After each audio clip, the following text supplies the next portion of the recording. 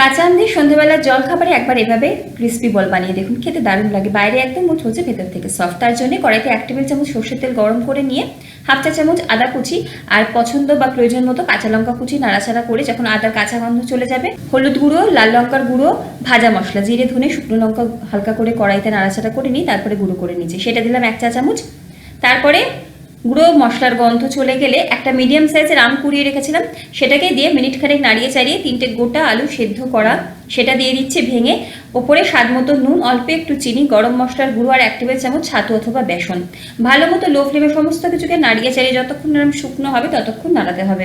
একদম শুকনো করে নিয়ে নামিয়ে ঠান্ডা করে নিয়ে ছোটো ছোটো গোল বলের মতো করে নুন গোলমরিচ মাখানো কর্নফ্লাওয়ারে কোট করে নিন। তারপরে কর্নফ্লাওয়ারের পাতলা একটা ঘোল বানিয়ে নিন, সেটাই কোট করে বিস্কুটের বা ব্রেড ক্রামসে ভালো মতো গুঁড়োতে চেপে চেপে নিন।